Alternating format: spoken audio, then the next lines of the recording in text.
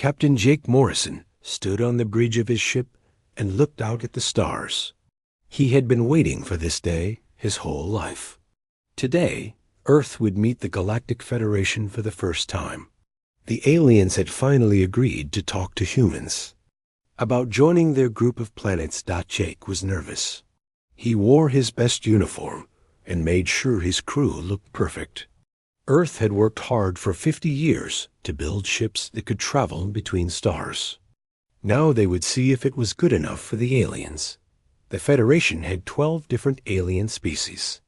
They had been working together for over 2,000 years.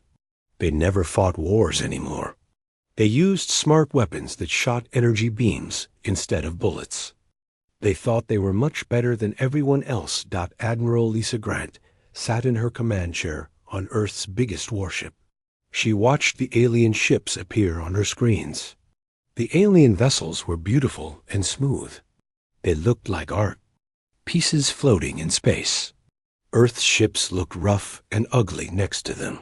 Human ships had thick armor and big guns sticking out everywhere.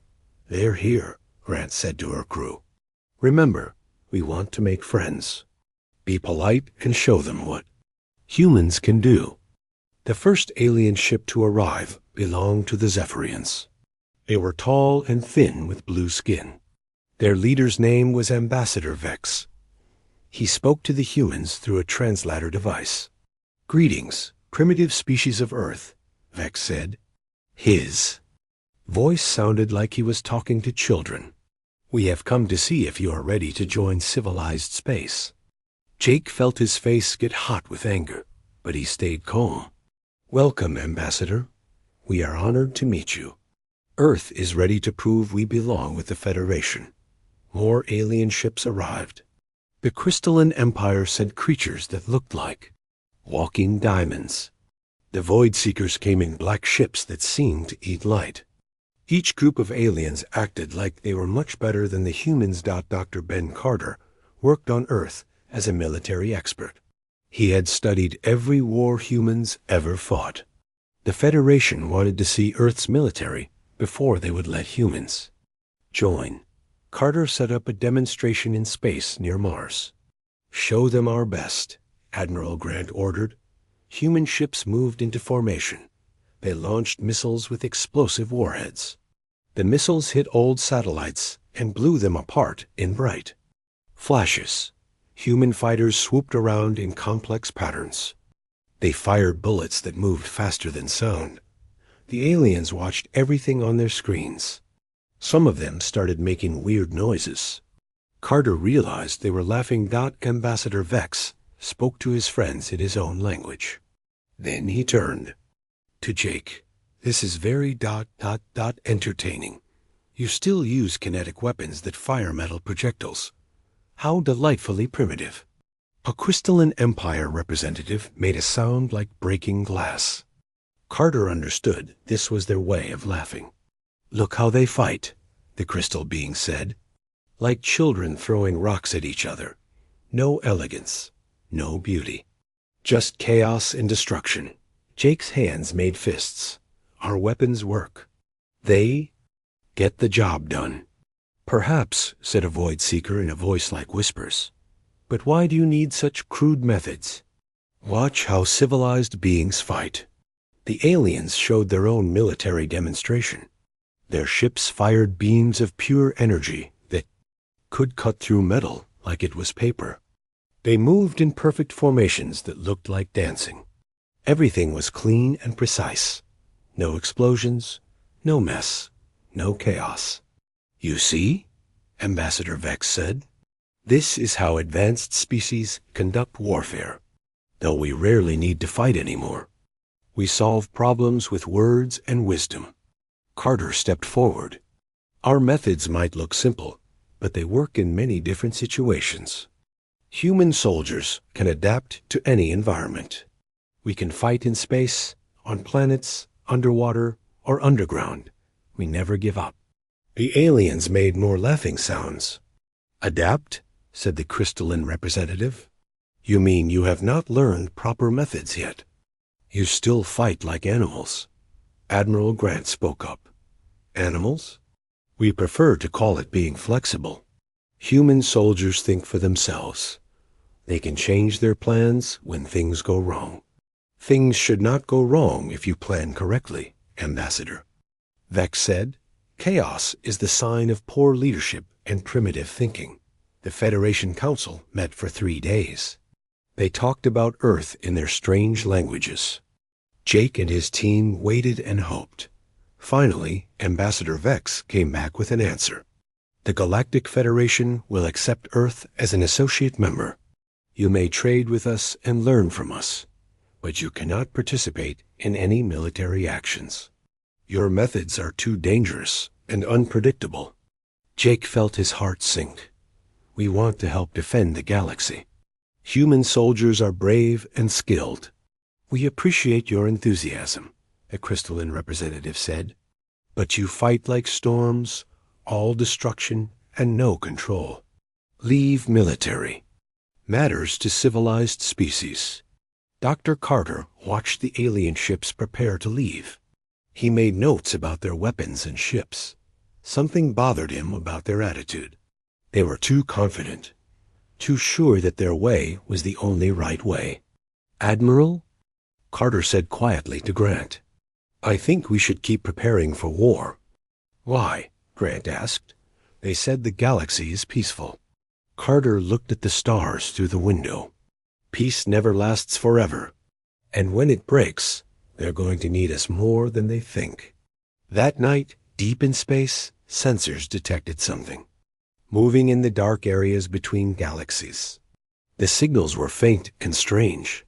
Whatever was out there was big and getting closer, but the Federation was too, busy celebrating their successful meeting with the primitive humans to notice the warnings.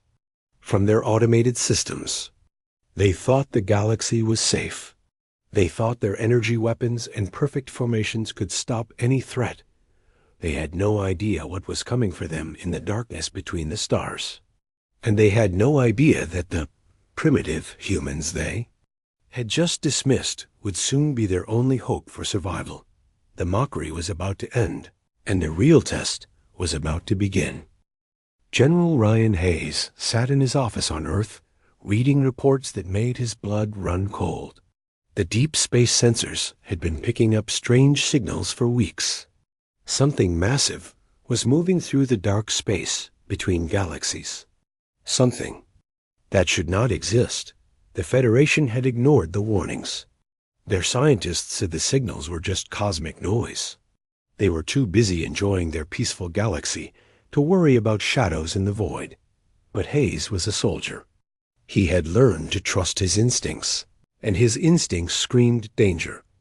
Lieutenant Commander Amy Wells burst into his office without knocking. Her face was pale, and her hands shook as she held a data pad. Sir, you need to see this. The monitoring. Station at Alpha Centauri just went dark. No distress signal. No warning. Just ... nothing. Hayes took the pad and studied the readings. The last transmission showed massive objects appearing at the edge of the system. Then silence. How long since their last check-in? Hayes asked. 14 hours, sir. We sent the probe. It found ... pieces. Chunks of metal and rock floating in space. The planets are gone, sir. Not destroyed. Gone, like something ate them. Colonel Steve Parker entered the room. He was a veteran of Earth's Special Forces and had scars on his face from fighting in the asteroid wars. General, I just got word from Federation Command. They've lost contact with 3 more systems, all in the same sector. Hayes stood up and walked to the window. He could see Earth's moon in the distance. Soon, his planet might be fighting for its life. What do we know about the enemy? Hayes asked. Wells pulled up holographic displays. The Federation is calling them the Devourer. Swarm. They're biological ships that seem to be part machine, too. They consume everything, planets, asteroids, even the energy from stars. They use what they eat to make more of themselves. How big are they? Parker asked. The smallest ones are the size of our destroyers. The biggest ... we don't know. Our sensors can't get accurate readings before the probes get destroyed. Hayes studied the images. The swarm ships looked like giant insects crossed with submarines. They had no smooth surfaces like Federation vessels. Instead, they were covered in spikes, tentacles, and what looked like mouths full of teeth. What about their weapons? Hayes asked. That's the scary part, Wells said. They don't seem to use weapons like we understand them. They just ... swarm over everything and tear it apart. Like a pack of wolves attacking a deer. A communication alert sounded. Admiral Grant's face appeared on the main screen. She looked tired and worried. General, the Federation Council is calling an emergency meeting. They want Earth's representative. There immediately. Are they finally ready to take this seriously? Hayes asked. They're panicking. Their perfect energy weapons barely slow these things down. The swarm's bioarmor adapts to energy attacks. After a few hits, the beams just bounce off. Hayes felt a cold smile cross his face. What about kinetic weapons? That's what they want to discuss? Captain Morrison is already on his way to the meeting. 3 hours later, Morrison stood in the Federation Council chamber. The alien representatives, who had been so confident and superior just weeks ago, now looked scared and desperate. Ambassador Vex paced back and forth on his long blue legs. The situation is grave. We have lost 7 systems in 5 days. Our fleets cannot stop them. The crystalline representative's body flickered with nervous light. Their tactics make no sense. They attack from all directions at once. No formations, no strategy, just mindless aggression. Morrison almost laughed. Sounds familiar. This is not time for humor, human, Vex snapped. We need solutions. Morrison stepped forward. You called our tactics chaotic and primitive. But chaos can be a weapon. These swarm creatures think like predators, not like your organized fleets. What do you suggest? Asked the Void Seeker representative. Let Earth's military help. We know how to fight dirty. We know how to adapt when the enemy doesn't follow the rules. The aliens looked at each other. Morrison could see they didn't want to admit they needed help from the primitive humans. Your weapons are too crude, the crystalline being said. Metal projectiles and chemical explosives cannot stop creatures this advanced. Have you tried? Morrison asked.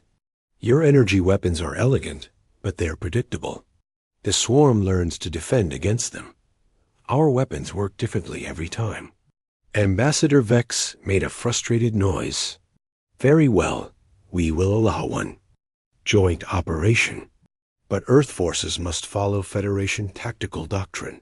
Morrison shook his head. That won't work. Your doctrine is what's failing. Let us fight our way, or don't let us fight at all. The meeting ended badly. The Federation agreed to one test mission, but they insisted on maintaining overall command. Morrison knew it would be a disaster.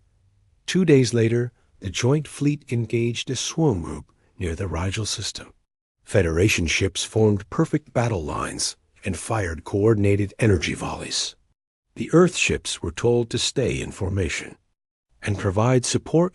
Lieutenant Commander Wells watched from the bridge of the Ephis Guardian as the battle unfolded exactly as Morrison had predicted. The swarm ships ignored the Federation formations completely. They swarmed around and through the neat lines like angry hornets. Request permission to break formation. Wells called to the Federation commander. Negative. Maintain position and follow the battle plan. Wells watched helplessly as swarm ships tore apart 3 Federation cruisers. The aliens' weapons barely scratched the bioarmor. When the creatures got close, they used tendrils and claws to rip holes in the hulls. Sir, we could help them if we could maneuver freely, her weapons officer said. I know, but orders are orders. The battle was over in 30 minutes. Half the Federation fleet was destroyed or badly damaged. The Earth ships survived because the swarm focused on the bigger threats first. Back on Earth, General Hayes received a battle report. Colonel Parker stood beside him, shaking his head in disgust. "They tied our hands and then blamed us when we couldn't fight," Parker said. "Predictable," Hayes replied. "But this gives us information. The swarm attacks in swarms, just like their name says. They're not coordinated like Federation fleets. They're coordinated like wolf packs or flocks of birds. Can we beat them?" Parker asked. Hayes was quiet for a long moment. Through his office window, he could see construction crews working on new weapons platforms. Earth had been preparing for this day since first contact with the Federation. "The Federation thinks war is an art form," Hayes finally said. "Clean, elegant, civilized. But war isn't art. War is survival. And humans have been surviving longer than any of these aliens have been alive." His communication system chimed. Admiral Grant appeared on screen, her face grim. "General, we just lost contact with the Vega colony. The swarm is heading toward the core worlds. The Federation is asking for our help again. This time, they say we can use any methods we think will work." Hayes smiled, but it was not a pleasant expression. "Tell them we accept. And tell Captain Morrison to implement Plan Omega." Parker raised an eyebrow. "The plan we've been working on since first contact? The same one. It's time to show the galaxy what human warfare really looks like." In the depths of space, more swarm ships poured out of the darkness between galaxies. They had consumed 1,000 worlds in distant parts of the universe. Now they had found a new galaxy full of fresh prey, but they had never encountered predators like humans before. The Federation species had evolved beyond their primitive instincts. Humans had refined theirs into an art form of survival. The real war was about to begin. Commander Nick Davis stood on the bridge of his ship and watched the Federation fleet run away. 3 more core worlds had fallen to the swarm in the past week. The aliens who had once mocked human military tactics were now begging for help. "Sir, incoming message from Federation Command," his communications officer said. The holographic image of Ambassador Vex appeared, but he looked nothing like the proud alien who had dismissed humans just months ago. His blue skin was pale, and his large eyes showed fear. "Commander Davis, the Federation Council has voted to give Earth complete military authority in the war against the swarm. You may use any weapons and tactics you consider necessary." Davis nodded slowly. "Any weapons, Ambassador? Are you sure about that?" "Yes, do whatever you must. Our people are dying." The transmission ended. Davis turned to his crew with a grim smile. "You heard him, people. Time to take the gloves off. Signal the fleet. Implement Plan Omega." Across human space, military bases that had been hidden from Federation sensors suddenly came alive. Ships that looked like cargo haulers opened up to reveal weapon systems the aliens had never seen. Asteroids that seemed empty were actually hollowed-out military stations. Captain Maria Santos commanded the experimental ship EFS Retribution. Her vessel looked rough and ugly compared to sleek Federation ships, but it carried weapons that would terrify any civilized species: nuclear mines, kinetic kill vehicles, and in her cargo bay, enough antimatter to crack a moon in half. "Captain, we have target confirmation," her tactical officer reported. "Swarm mothership detected in the Procyon system. It's consuming the 4th planet." Santos studied the readings. The mothership was huge, bigger than any Federation vessel ever built. It was covered in smaller swarm ships that moved around it, like pilotfish around a shark. "How many Federation ships would it take to destroy that thing?" Santos asked. "Conservative estimate? 50 heavy cruisers with perfect tactical coordination." Santos laughed. Good thing we're not the Federation. Helm, set intercept course. Maximum speed. Ma'am, that's a suicide run. We can't fight something that big. Who said anything about fighting? We're going to use their size against them. Major Chris Thompson led a unit of human Marines who specialized in boarding actions. While Federation forces fought clean battles in open space, Thompson's people trained to fight inside enemy ships. Hand to hand, close quarters, dirty and brutal. Listen up, Thompson told his squad as they prepared for their mission. The Federation thinks these swarm creatures are mindless monsters. They're wrong. Monsters don't coordinate attacks across multiple star systems. These things are smart. That means they can be outsmarted. His Marines checked their weapons. Instead of the energy rifles the Federation preferred, humans carried projectile weapons, loaded with different types of ammunition. Explosive rounds for armor, toxic rounds for biological targets, electromagnetic rounds for machines. Remember, we're not here to fight fair, Thompson continued. We're here to win. Use every dirty trick you know. These creatures want to eat our worlds. Show them what apex predators really look like. The first major engagement under Plan Omega took place at the Altair system. Instead of meeting the swarm in open battle, human forces attacked from ambush.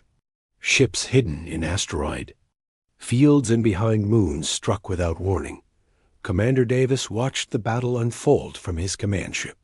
Human vessels moved like wolves hunting in packs. They hit hard, pulled back, and struck again from a different direction, never staying in one place long enough for the swarm to coordinate a response. Target their command ship, Davis ordered. Everything else is just following orders. The human fleet focused all their fire on a single large swarm vessel. Nuclear missiles punched through its bio-armor. Kinetic rounds traveling at incredible speed tore holes in its hull. When it tried to adapt to the attacks, the humans switched to different weapons. Within an hour, the command ship was dead. The other swarm creatures began moving in random patterns, attacking each other in confusion. Sir, the Federation ships are requesting orders, his communications officer reported. Tell them to clean up the stragglers. We have bigger prey to hunt. Captain. Santos approached the massive swarm mothership with her single vessel. Her crew thought she was insane, but they trusted her enough to follow. The ship's computers screamed warnings about the approaching threat. Captain, we're being scanned, her sensor operator reported.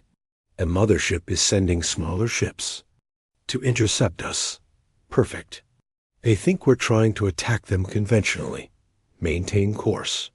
When we get close enough, I want everyone in escape pods. Ma'am, you heard me. Abandon ship. Set the antimatter containment to fail in 60 seconds after you leave. Santos and her crew evacuated their ship in small pods that the massive mothership ignored. 60 seconds later, the EFS Retribution slammed into the mothership's hull and detonated. The explosion was visible from 3 star systems away. When the light faded, the mothership was gone. Thousands of smaller swarm ships floated helplessly in space without their queen to guide them. Santos floated in her escape pod, watching the destruction. Her communications officer's voice came through the radio. Captain, that was completely insane. No, Santos replied. That was human. Major Thompson's boarding operation took place on a swarm breeding facility hidden in an asteroid field. Instead of attacking the facility directly, his Marines infiltrated it through maintenance tunnels too small for the larger creatures to use. These things breed like insects, Thompson whispered to his team as they moved through dark corridors. Find the queen. Kill the queen. The rest will die on their own. The facility was a nightmare of organic walls and mechanical implants. Swarm larvae grew in huge pools of nutrient fluid. Smaller worker creatures tended to them with machine-like efficiency. Thompson's Marines moved like ghosts through the complex. They planted explosive charges at key structural points and released biological weapons designed specifically to target swarm genetics. When they found the Queen Chamber, Thompson understood why the Federation had been losing. The creature was the size of a building, surrounded by hundreds of guards. Any conventional attack would fail, but Thompson wasn't conventional. He had something the Federation would never use, a biological weapon that would kill every swarm. Creature within 100 light years. Deploy the package, he ordered. His team released a modified virus into the facility's air system. Within hours, every swarm creature in the system began dying. The virus spread from ship to ship, carried by the creatures themselves. Back on Earth, General Hayes received reports of human victories across the galaxy. The Federation species who had once looked down on human tactics were now studying them. Desperately, Dr. Ben Carter briefed Hayes on the latest intelligence reports. "The swarm is adapting faster than we expected," Carter said. "They're learning from our attacks. We need to keep changing our methods." "Good," Hayes replied. "That means they're smart enough to be scared. Fear makes enemies predictable." Ambassador. Vex contacted Earth again. His attitude completely changed from their first meeting. "General Hayes, the Federation owes humanity a great debt. Your forces have saved systems we thought were lost forever." Hayes didn't smile. "The war isn't over, Ambassador. We've hurt them, but we haven't beaten them. And when we do beat them, the galaxy is going to have to accept some new realities." "What do you mean?" "Your perfect, peaceful galaxy existed because nothing really dangerous ever threatened it. Now something dangerous has arrived, and only dangerous species can stop it. That changes everything." Vex was quiet for a long moment. "What are you saying?" "I'm saying the age of gentle diplomacy and energy weapons is over. Welcome to the age of humans." In deep space, the surviving swarm ships began retreating toward the galactic edge. They had never encountered prey that fought back so effectively.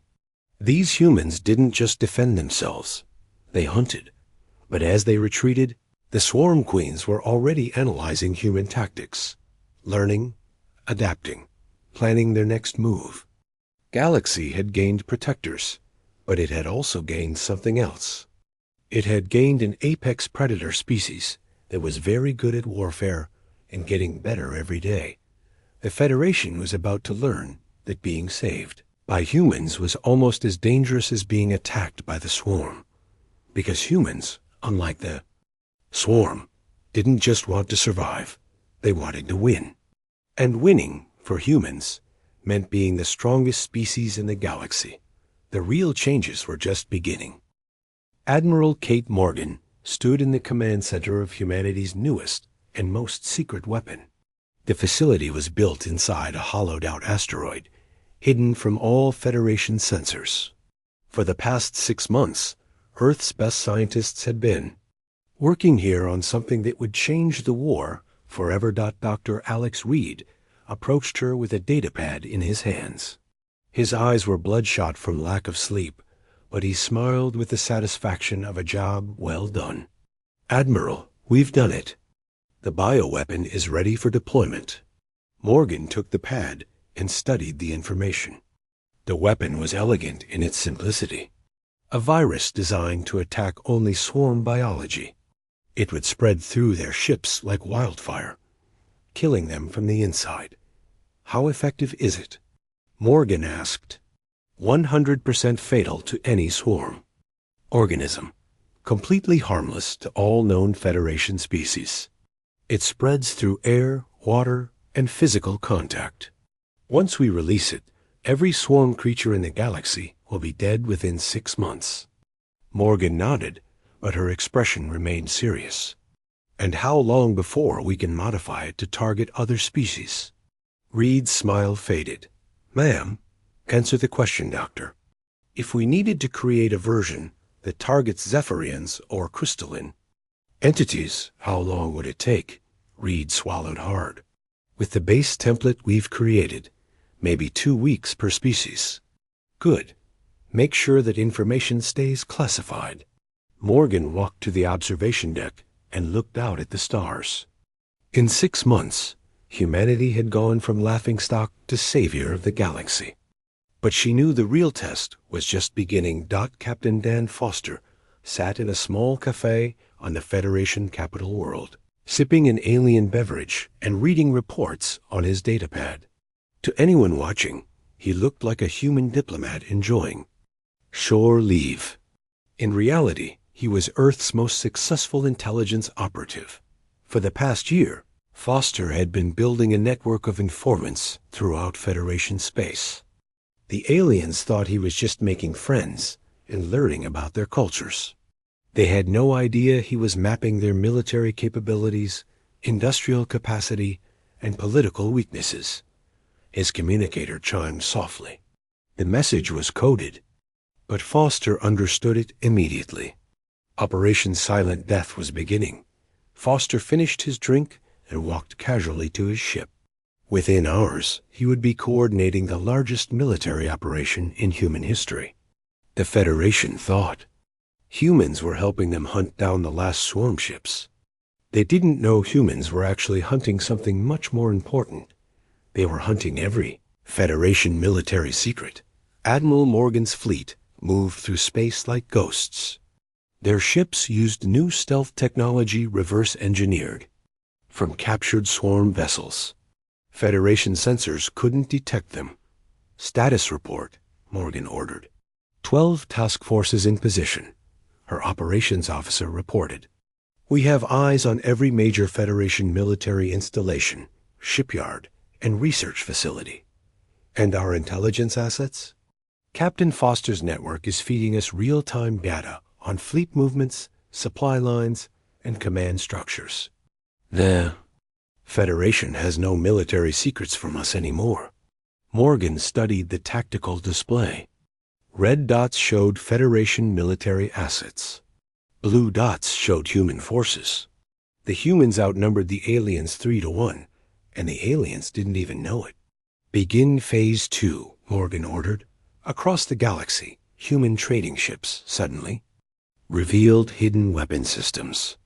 Exploration vessels dropped their disguises and became warships. Space stations that had been built to help with swarm refugees opened up to show massive gun batteries. The Federation had allowed humans to build infrastructure throughout their space, thinking they were helping primitive allies become more civilized. They never realized they were letting predators mark their territory. On the Federation capital world, Ambassador Vex received an urgent message from his military commanders. His hands shook as he read the reports. Impossible, he whispered. This cannot be accurate.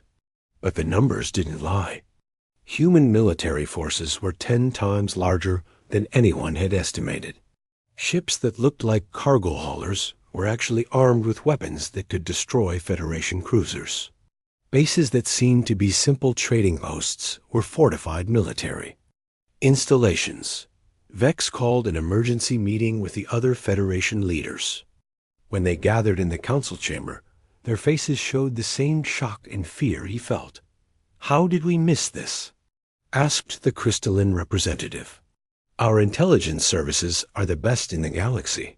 Because humans are better, Vex admitted. We thought we were dealing with primitive children.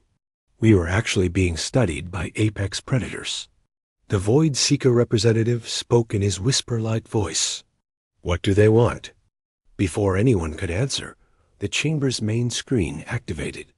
Admiral Morgan's face appeared, broadcasting from her flagship. Behind her, they could see displays showing Federation military positions surrounded by human ships. Leaders of the Federation, Morgan said in a calm, professional voice. I am Admiral Kate Morgan of the Earth Defense Force. I'm contacting you to discuss the new security arrangements for our galaxy. Security arrangements?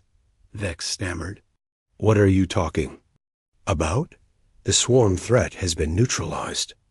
Our bioweapon will eliminate the remaining creatures within days. But this war has revealed serious weaknesses in galactic defense. We need to fix those weaknesses. The screen split to show tactical displays of every Federation world.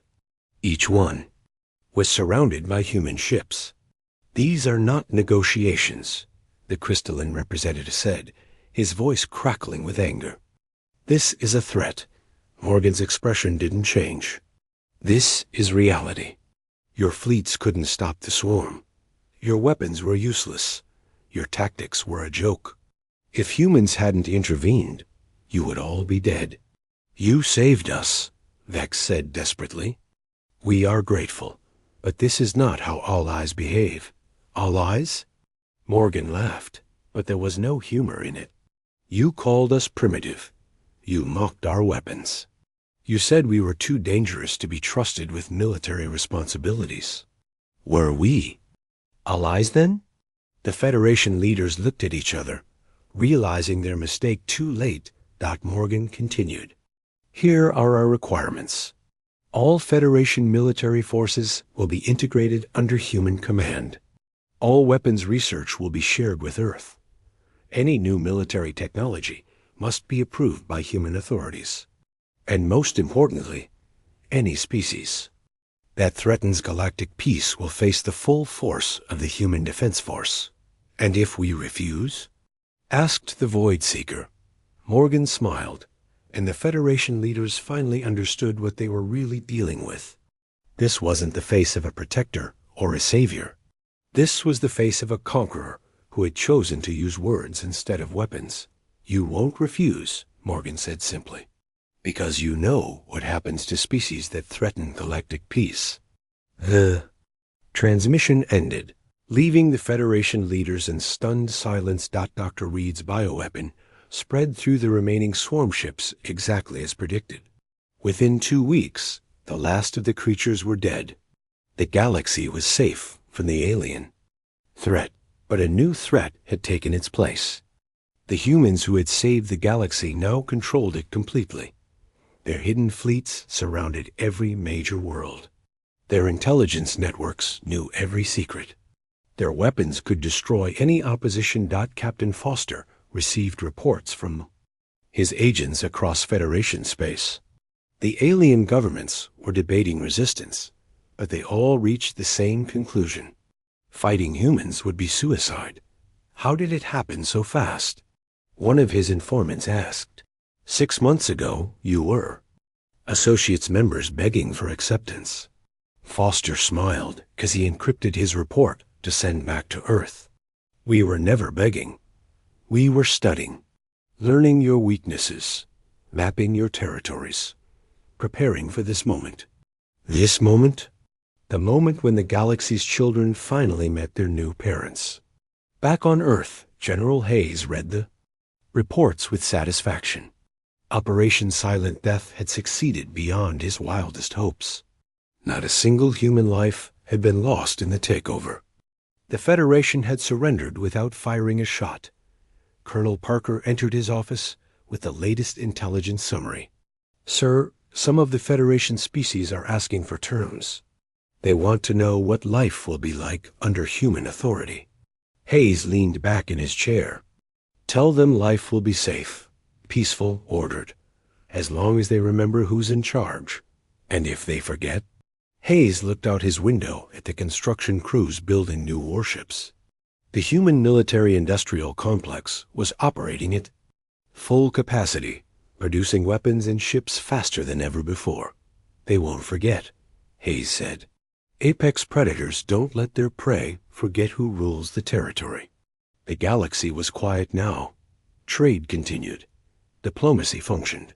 Peace was maintained.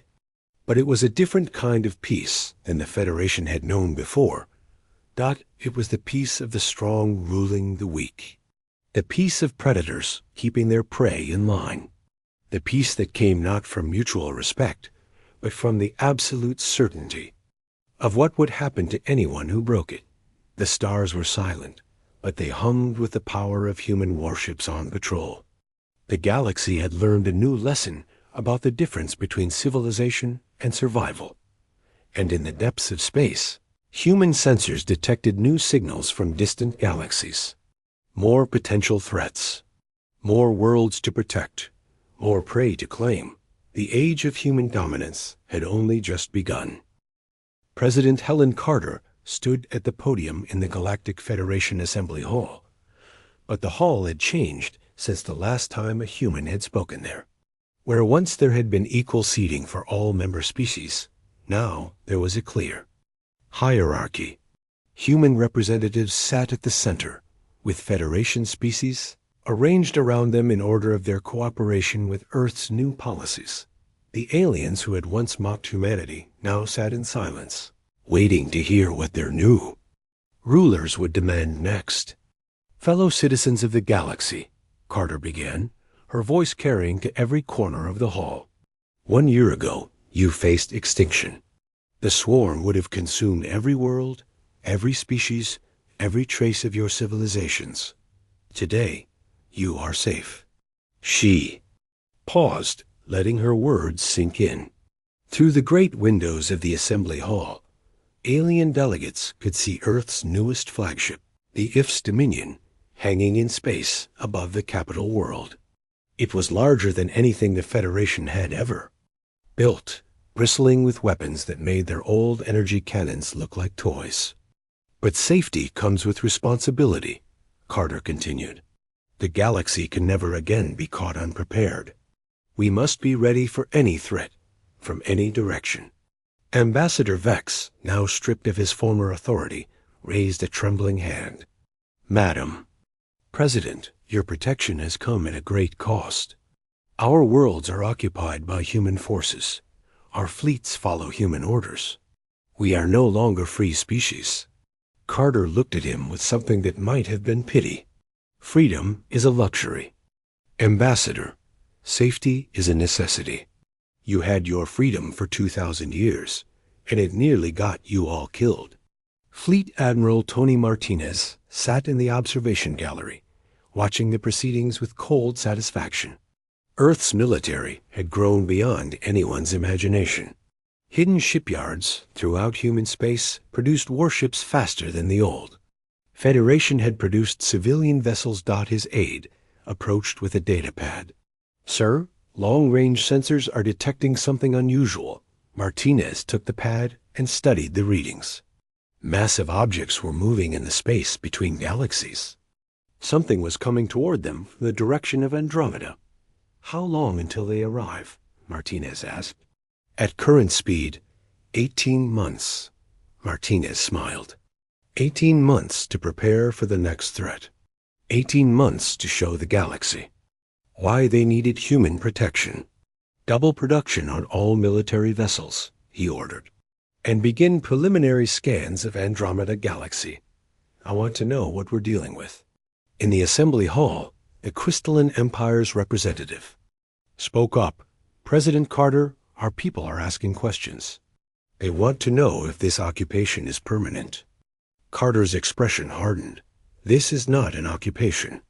This is protection. But if your people prefer to face the next galactic threat alone, we can arrange that. The crystal being's light flickered nervously. Everyone knew what that offer really meant. Species that refused human protection would find themselves defenseless when the next crisis came. Ambassador Rachel Adams, Earth's chief diplomatic representative, stood to address the assembly. She looked nothing like the diplomats of the old Federation. Where they had been soft and elegant, she was sharp and direct. The rules of galactic civilization have changed, Adams announced. The old system of voluntary cooperation and debate has been replaced by something more efficient. Human command structure ensures rapid response to threats and optimal resource allocation. A representative from the Void Seekers whispered a question. What if we disagree with human decisions? Adams smiled, and every alien in the room felt a chill. Then you explain your disagreement to Admiral Martinez's fleet. I'm sure they'll listen very carefully. The message was clear. Disagreement with human authority was no longer a political option. It was a military challenge, and everyone knew How those ended. Dr. Alex Reed worked in his laboratory on Earth, developing new weapons for humanity's growing arsenal. The bioweapon that had destroyed the swarm was just the beginning. He now had samples of genetic material from every Federation species, obtained through routine medical cooperation programs. His current project was a delivery system that could target specific genetic markers. In theory, it could eliminate any species that posed a threat to human authority, while leaving everyone else untouched. Reed tried not to think about the implications of his work. He told himself he was protecting humanity and keeping the galaxy safe. But late at night, when he looked at the data, he wondered if there was any real difference between humans and the swarm they had defeated. Both species consumed what they needed to survive. Both expanded their territory aggressively. Both eliminated threats without mercy. The only difference was that humans were better at it. Captain Dan Foster continued his intelligence work, but now his mission had changed.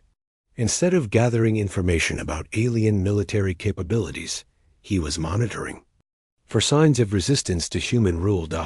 His network of informants had grown to include representatives from every major world in the galaxy. Some worked for money, others worked from fear. A few actually believed that human rule was better for everyone. "Sir," one of his agents reported, "we're detecting secret communications between the Zephyrian military and resistance cells on 3 different worlds." Foster nodded. "Usual response protocol. Arrest the leaders, relocate their families to secure facilities, and remind everyone why resistance is futile." "Yes, sir. What about the communications equipment?" "Leave it. We want to monitor their conversations, not stop them. Let them think they're being secret while we listen to every word." Foster had learned that the best way to control a population was to let them believe they still had some freedom. As long as their secret communications were actually monitored by human intelligence, resistance movements became intelligence sources instead of threats. On distant worlds throughout the galaxy, alien children learned new lessons in their schools. They studied human history, human language, and human military doctrine. The old Federation histories were being rewritten to emphasize the failure of their civilizations and the necessity of human leadership. A generation was growing up that would never know the galaxy before human dominance. To them, this would be normal, natural, the way things had always been. President Carter finished her address to the assembly with words that would be remembered for centuries. "The galaxy is vast and full of dangers we haven't yet discovered. A swarm was just the first test. There will be others. When they come, you'll be grateful that humanity stands between you and extinction." She looked around the hall at the faces of the alien representatives. Fear, resentment, and resignation stared back at her. "Some of you still remember when your species ruled yourselves. You think those were better times. But those times produced weakness that nearly killed you all. These are stronger times. Safer times, better times." Carter turned to leave, then paused for one final statement. "The age of human dominance didn't begin with conquest. It began with survival. We survived when you couldn't. We adapted when you couldn't. We won when you couldn't. Remember that when you're tempted to question our authority." As the assembly dissolved, alien delegates filed out in silence. They would return to their worlds and report to their governments. Some would recommend cooperation. Others would suggest resistance. But they all knew the truth. The galaxy belonged to humanity now.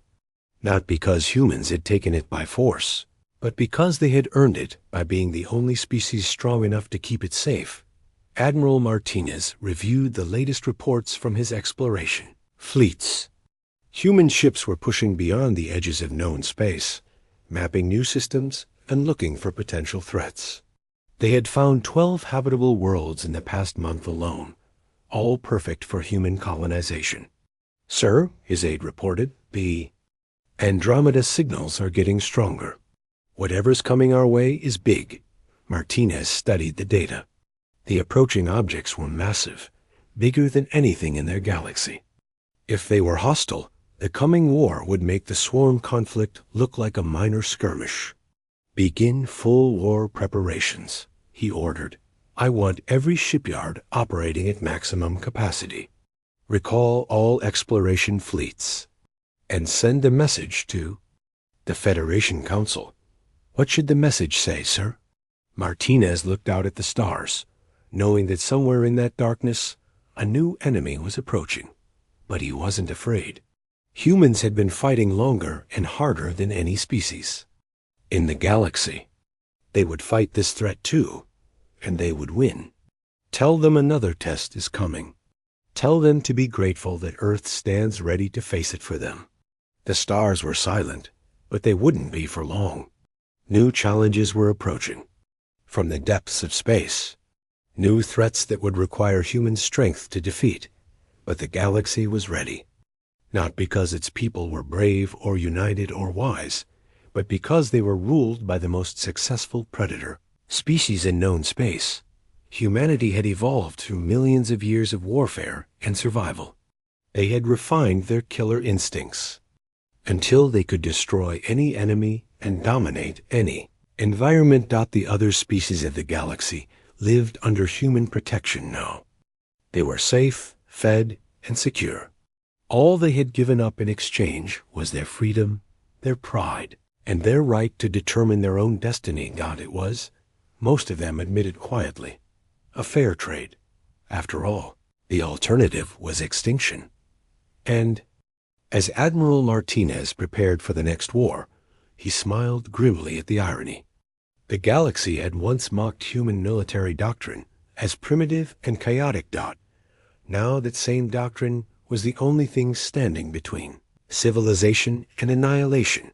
The age of human dominance had begun with laughter and mockery. It would continue with fear and respect, and it would endure as long as the stars themselves burned in the darkness of space.